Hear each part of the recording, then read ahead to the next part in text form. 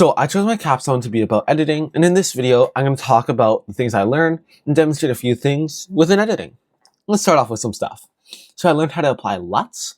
So LUTs is basically this lighting kind of thing where, well, I'm now more orange. This isn't LUTs, this is just a side light, but I can do that in post-processing, and I can do it to an extreme degree. So I'm going to show you some extreme things that nobody would use, but I can make it more fall-y. So this is more like a fall looking LUT.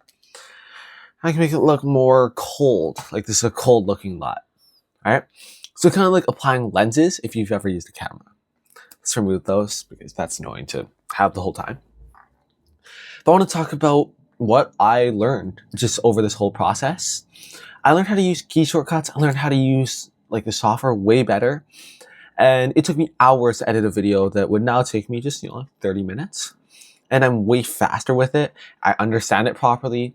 And I've never used DaVinci Resolve before. So all of these new key shortcuts, all these new techniques are completely new to me. So it's really interesting to learn about all of that stuff. So I had this meeting with my mentor, Braden Ether, and we talked a lot about editing. And I want to, talk about what I actually learned. So he talked about what is important when you're starting out with editing.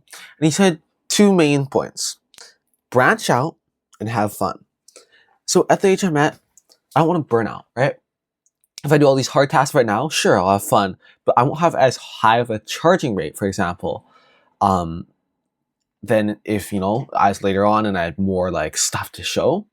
So if I do all my stuff right now, I edit, and I get burnt out, then it's like, well, that's not fun, right? Because I'm editing stuff that I don't like, but oh, sure, I'm making like a minimal amount of money. That's not a good idea. I want to be editing things that I like so I can build up a portfolio, and then I'm able to edit the higher profile things, be paid more, and have more recognition. The branching out is also important because you work with influencers a lot within editing. And basically you'll hop from one to another, at least that's how he explained it to me. And from that perspective, you want to have good relationships with those people because those people will recommend you to others.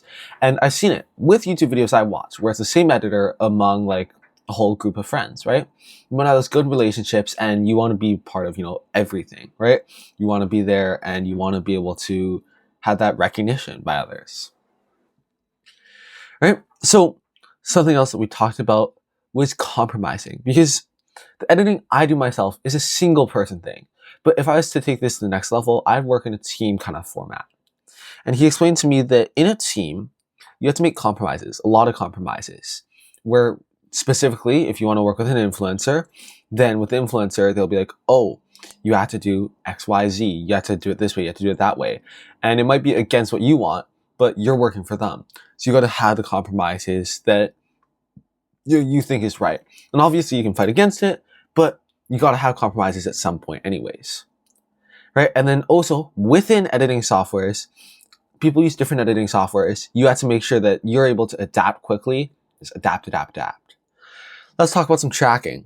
So let's say we have this object. You can zoom in on it like that, and then we can move it this way, and I'm able to quickly like track that. We can do a slow movement back up, and we're able to track that.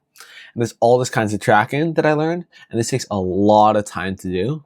It is insanely tedious, but I learned how to do it pretty fast, and I didn't know that I could even do this earlier, which is very, very cool to me.